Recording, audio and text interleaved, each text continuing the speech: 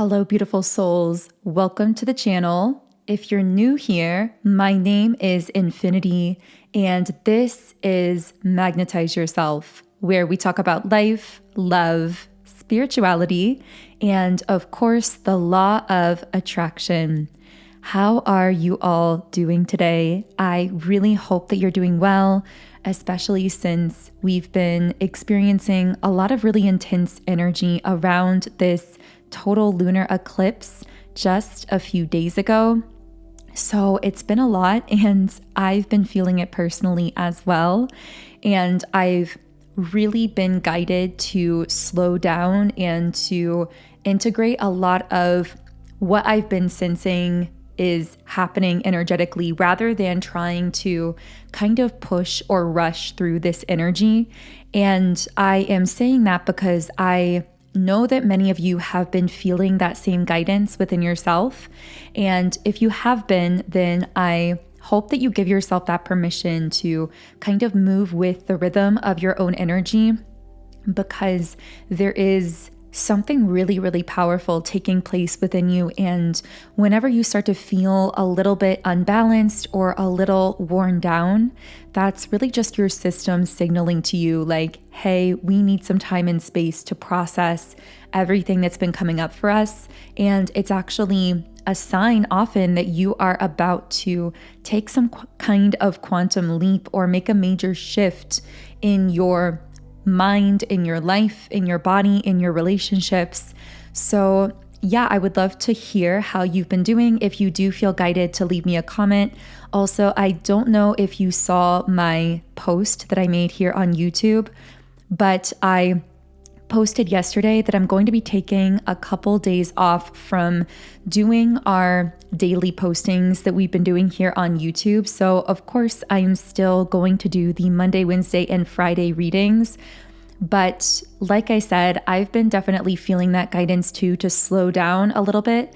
So for a few days to about a week, I'm just going to take some time to really focus on my own integration outside of those readings and to bring myself back in balance. But in the meantime, we'll be on our usual pre-daily video posting schedule, that 3 times per week schedule. And I will be back soon with more consistent daily postings because I love posting more regularly, especially when I'm feeling that balance internally and that overflow of energy. But since I've been a little bit depleted the last few days, I'm giving myself some time to recharge. So maybe there's a whole reason that this has been coming up here. Maybe this is relevant for some of you listening. So I'm going to go ahead and start by shuffling some of the traditional tarot cards. This is one of those reading videos where I really sat down with no idea of what we were going to be talking about in the reading. And so I'm really just going to let the energy guide the messages. And I actually am going to be doing a 7 chakra read just because often when I don't know exactly what's coming through these readings, doing it by chakra center can kind of help to organize the messages a little bit. But one of you left a really beautiful recommendation in the comments, and you recommended actually starting at times from the crown chakra instead of the root chakra. I love this for a lot of reasons. One, and the more obvious reason, being that these readings all have an extended version. So often when I'm doing the chakra reads, we go so in depth on the lower chakra centers that I end up channeling into the upper chakra centers in the extended. So if you're just listening here on YouTube, you might not always get those upper chakra messages. So this is a really beautiful idea to kind of balance things out a little bit.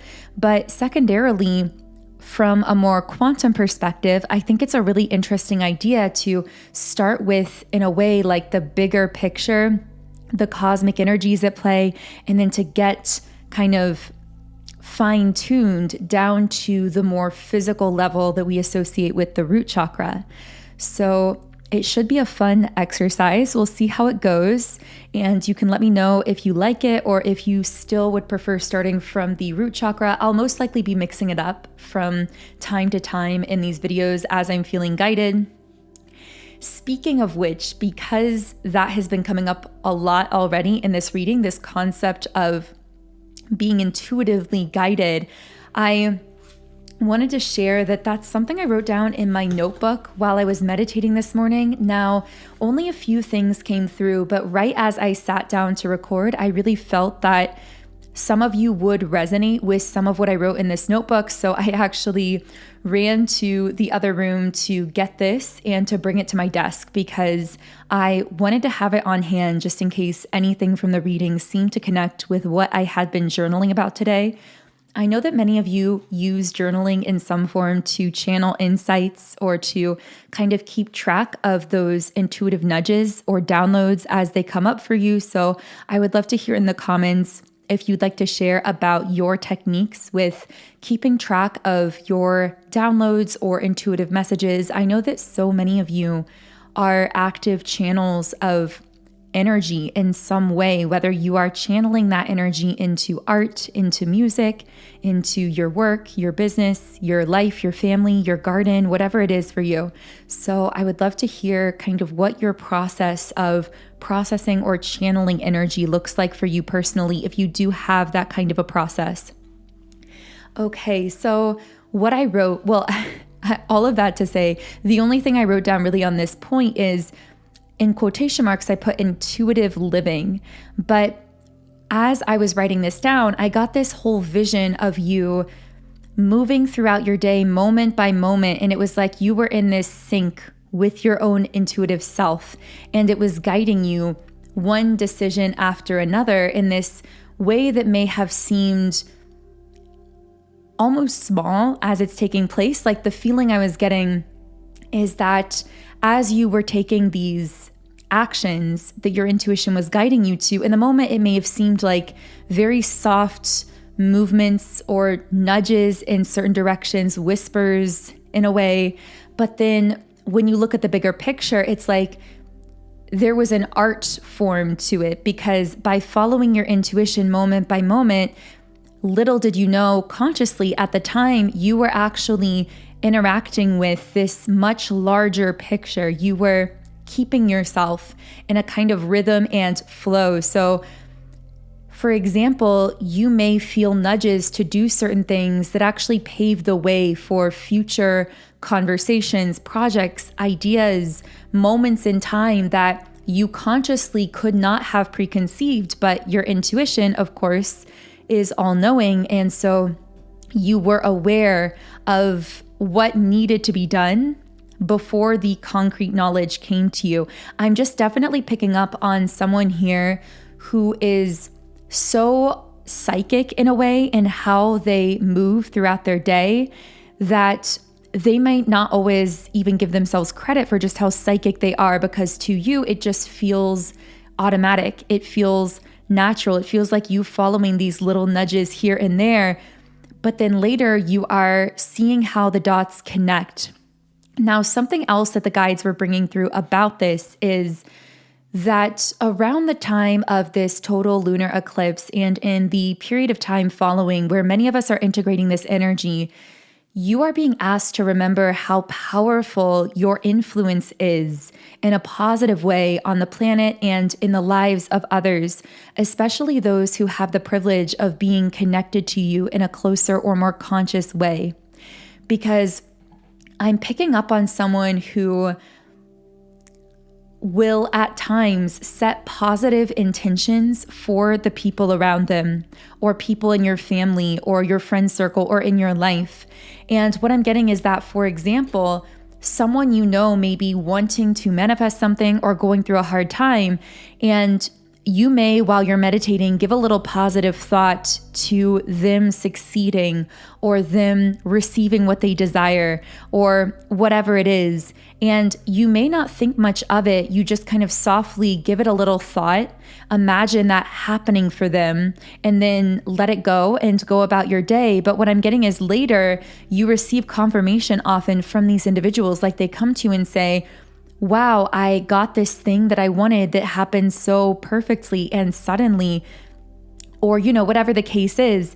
And you may know within your own mind that you set some kind of positive intention for that person or for that situation, and now they're seeing a result that you had some influence in, but you are so humble about your gifts and your energetic abilities that I feel often when this happens, it's not really that you downplay it, because I get that you are very cognizant of your power in the lives of others, but I feel that you don't take credit for it, which is actually a beautiful thing in itself, because often, first of all, when we try to over-explain our magic to other people who may not be fully open to it yet, we can actually dilute some of our own power and our own energy through trying to explain or justify or rationalize ourselves to someone who may not necessarily be on that same frequency to fully hear or understand us. But secondarily, I feel that it's one of those situations where once the outcome occurs, it's easy to label it as coincidence. And in most cases, most people that you are manifesting these things for, and again, I'm not saying that in all of these cases, you are the one with 100% credit.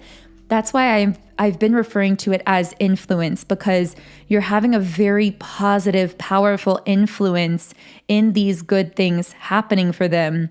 Not to say that they aren't creating their own lives, because we all are creating our own lives, but we do have the power to influence others in strong ways, especially when you are someone who's very energetically open. And I feel like you've used this ability behind the scenes to assist and bless and help many people who are around you or connected to you. And again, I feel you've done it simply by either praying for them, if you pray in a more traditional sense, or imagining positive outcomes for them, manifesting good things for them. And to be honest, a lot of this positive effect is actually completely unconscious. So I've often called your energy kind of like a good luck charm, where people around you may feel like you are their good luck charm, or they may just notice that when you are in their life, or if you're in the dating world, when you're dating them, or when you're around them, they may notice that things just tend to go well for them. And it's not because you're a good luck charm, it's because you are so powerfully and consistently in alignment with yourself, with your core frequency of truth. And that causes you to be very energetically open in such a way that you're able to easily channel positive energy towards others, even in ways that are unconscious, even just by, staying in your own alignment, keeping yourself in this high vibrational space, and then just connecting with other people or communicating with them or being in their lives or being present with them. That in itself can automatically have this energy boosting effect that in a sense automatically raises the vibration of people connected to you, or kind of like brightens their aura, magnetizes their aura a little bit, that then draws more good things into their lives. Now, on the flip side of this also means that people can easily become addicted to your energy, because people who do not consciously celebrate you can, when they realize this effect that you have on them, can actually become a bit controlling or possessive of your light or of your energy, almost like they want it all to themselves. But at the same time, they won't positively acknowledge you for your power. It's almost like a part of them doesn't even really want you to fully see your own power, because they know that when you are someone who fully sees your power, you're not willing to let anyone else control it. You're very self-possessed in a way. You're self-assured, and that makes you difficult to control. Now, I'm not saying everyone, of course, is like this. There may only be a few people you've encountered that are this way, but I do feel that, especially around this recent full moon, there's been a lot of particular illumination of these kinds of people and energies. Maybe even those who had kind of not necessarily been at the forefront of your life, maybe more so in the background, trying to, or like waiting for being able to like capture some of your light or possess or own some of it for themselves. But the thing is, I feel like you're very wise to all of this. So there's nothing to worry about here, because if you've experienced those kinds of people or dynamics, I'm actually getting that you are really uncontrollable in the best way, meaning these individuals that may want to kind of control or possess some of your light, you see right through their intentions. You immediately can sense when someone is kind of trying to take from you in that way, even if they're doing it unconsciously, and you're very repelling of those dynamics at this point on your journey. And at times, I do feel that for someone listening, you may struggle with a little bit of guilt. This won't be for everyone, but for some of you, you may feel guilty or selfish at times for setting strong boundaries, or even like you're coming off as rude or harsh.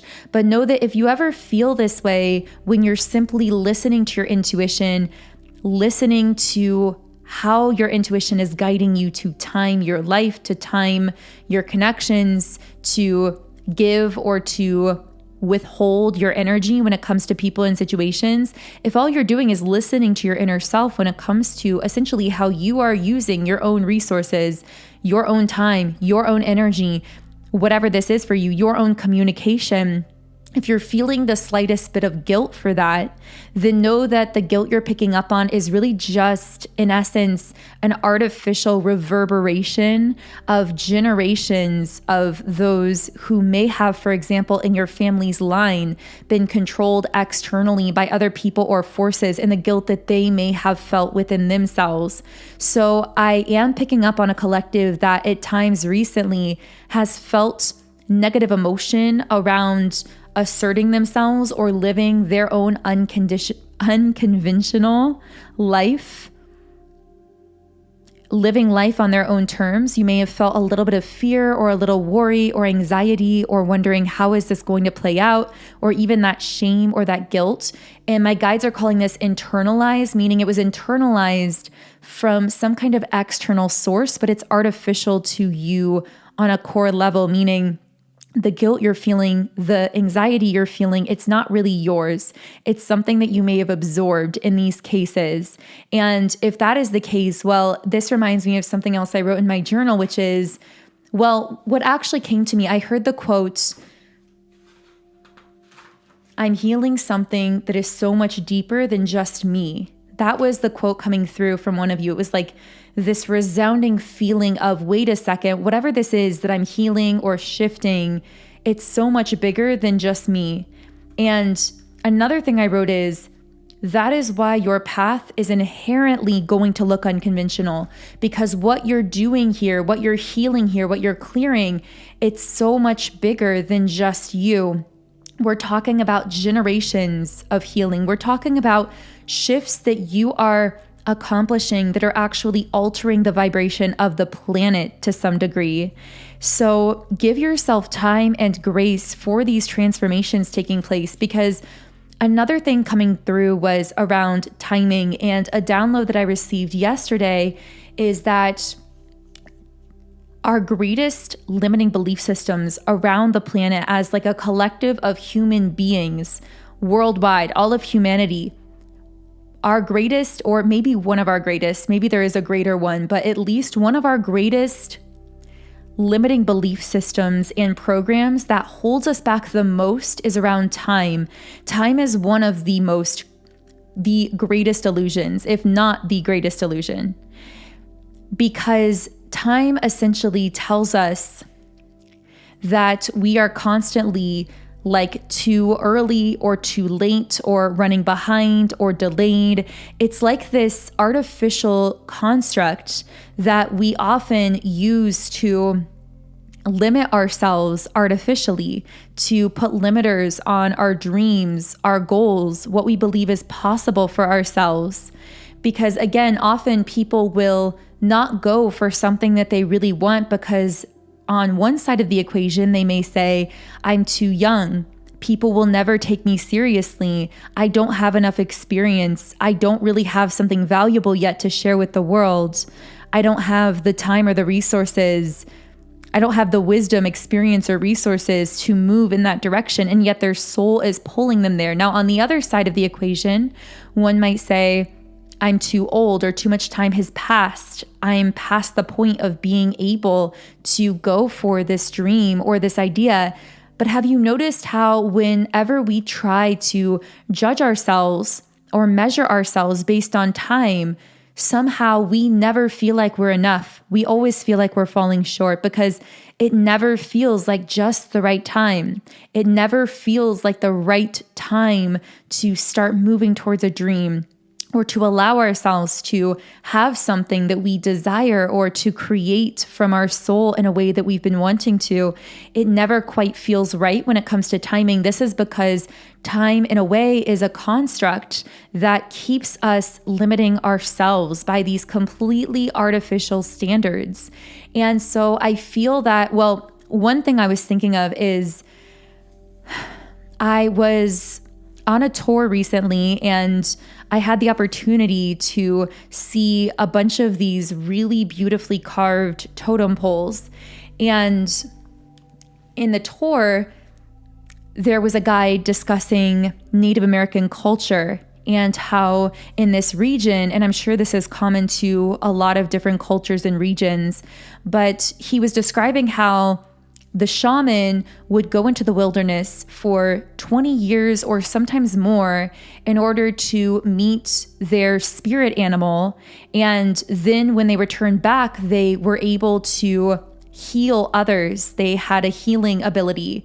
And this really got me thinking about the concept of time as it relates to our spiritual journey, because it's interesting how in our modern day society, we would look at 20 years as being such a long time for us to be on that kind of a journey, to be in these long periods of solitude, to be connecting with ourselves. And yet, for so many of us, we struggle to give ourselves permission to take a break from needing to always externally connect with the world for even a day or a week or a month. We can be so hard on ourselves for feeling like we may be spending months or years of our lives kind of like going deep within, discovering ourselves on such a deep level, but not always immediately seeing those external shifts or changes. And this small story reminded me of how so many of us go out into our own metaphorical wilderness and we go through these periods of solitude in order to connect with another part of ourselves, to connect more deeply with our souls. And we can't rush that process. Now, for some of us, this happens over and over again. It's not just a one-time 20-year process. It's often phases where there are periods of time where we go back out into the metaphorical forest or the cave or however you want to envision that space of solitude. And we allow ourselves that time and space to dive deep and to integrate what's been coming up for us and to reconnect with our own spirit. And then we have periods of time where we may go back to the village, so to speak, where we may share our gifts in a more conscious kind of way and then need to pull back again. And this really does actually seem to be a common thread of any great spiritual teacher or leader, that they've needed these periods of time where they were in this state of solitude, where they were doing something unconventional, like going into the forest, so to speak, for years to discover their true self and to really hone in their gifts and abilities. And then as they felt guided, they were opening up and sharing those with their community and with the world in some kind of way. And I just kept getting a message around time wrapped up in this, and not rushing that process of our own spiritual becoming, and not feeling guilt if it's taken you months or years or that 20 years or even longer to become the person on your spiritual journey that you are now, and to actually look back and realize how much wisdom you've developed through that time, how you've become this version of yourself that is now ready for certain manifestations and for a new level of life experience, for a new iteration of your life that you would not have been ready for prior to that period of time, even if it was unconventional, even if many people would not have necessarily understood it. I said we were going to do a chakra read, but now I'm realizing we've just gone deep into so many messages that were coming through here. But maybe all of this has actually been connecting with those crown chakra messages, because this does feel like a lot of information from someone's spirit guides, someone's higher self, whatever divine forces you personally connect with, which of course all ties in directly to that crown chakra energy. So I'm going to actually shuffle the cards here. I know it's taken me a second here, but I'm going to take a sip of my water.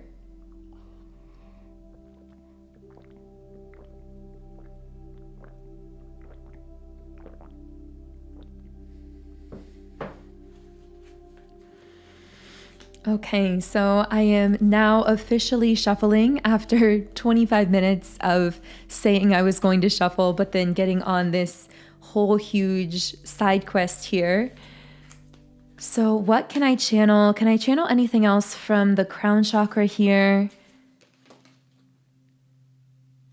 Interesting. Okay, so we have the Seven of Pentacles. I'm getting the sense of unfinished business.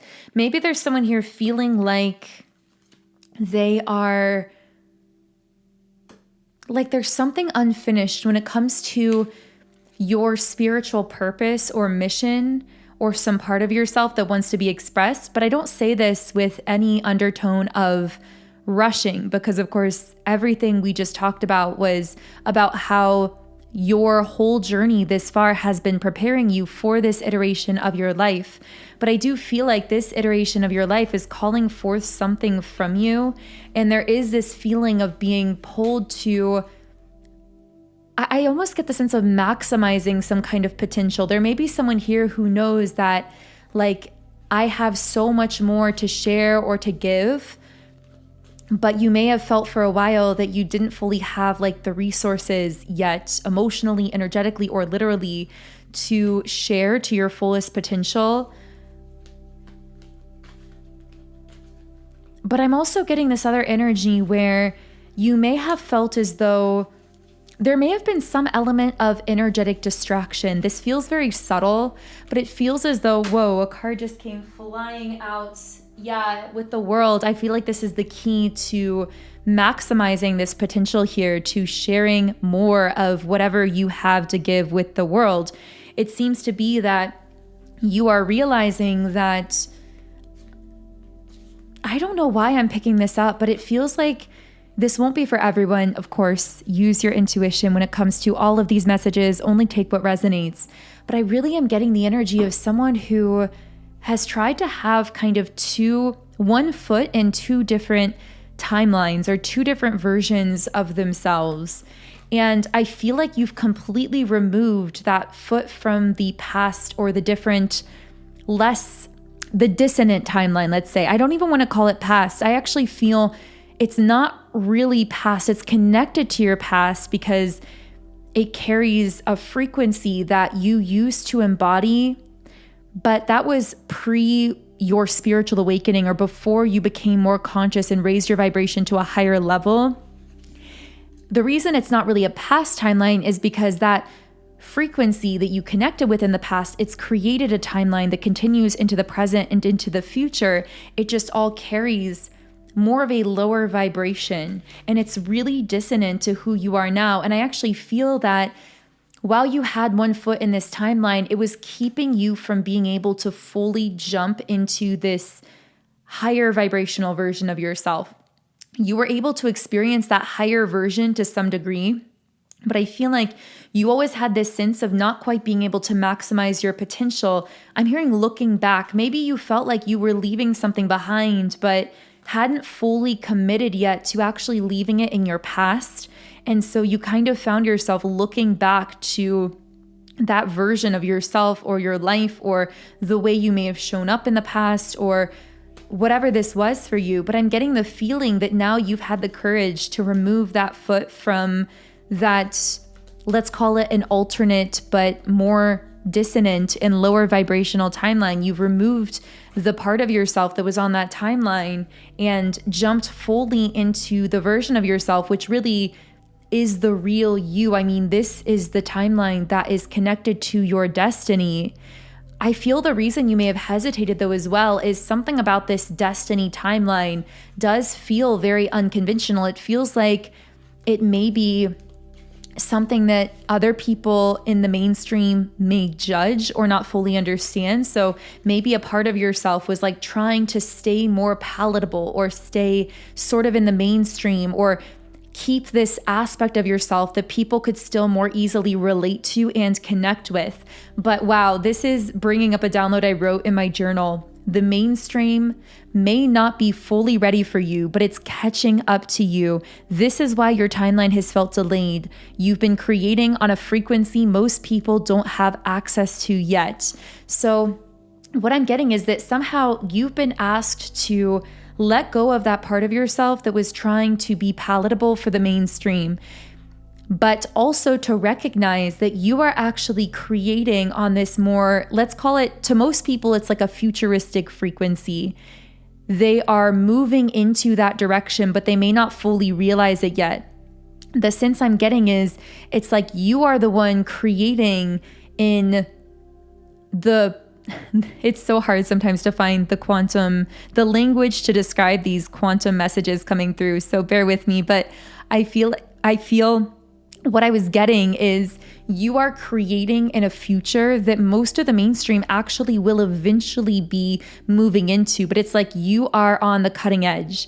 You're like the trend setter in a way. You are the one who in essence is taking the risk by putting yourself out there, being the first one out to share wisdom and information and creative project and ideas that are going to be labeled possibly by some as a little bit out there or a little bit weird or whatever. But in actuality, you are creating in the future, so to speak. And the mainstream is, or a lot of the mainstream is eventually going to catch up to what you are creating.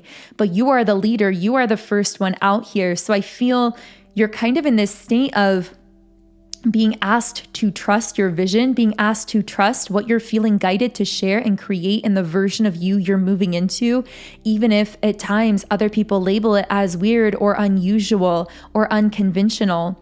I'm also getting that you may feel as though whatever you're doing or creating is really powerful, and yet people don't seem to fully be connecting with it or showing up to it yet. You might be seeing trickles of that, but just not like the full-blown effect.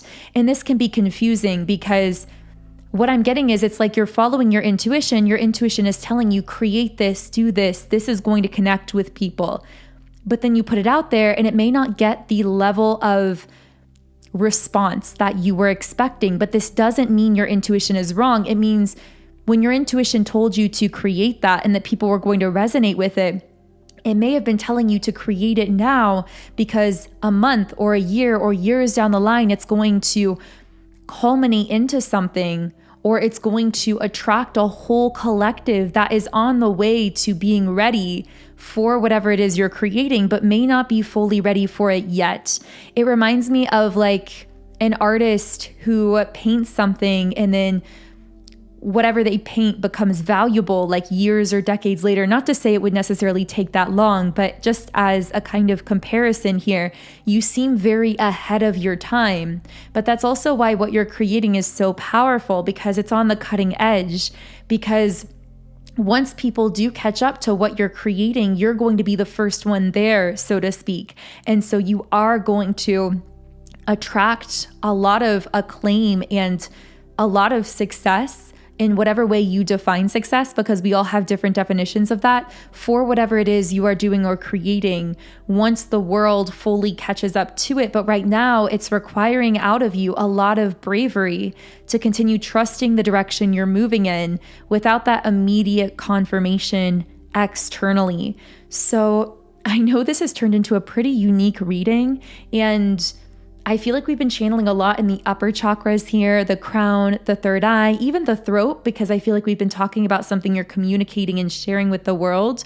So even though we haven't been explicitly labeling the chakra centers throughout the reading, I feel like we've naturally been channeling down from the crown chakra. So I am going to pick up this reading in the extended around the throat to heart chakra to continue channeling. And of course, if you feel guided to listen to the extended reading, you can do so from YouTube memberships or Patreon. And I'll leave links to both of those in the pinned comment and also in the description box under this video. Otherwise, I hope you all have an amazing remainder of your day and week. Take care. Have a beautiful rest of your day or evening, depending on what time it is where you are. And I will connect with you here again in Friday's collective reading.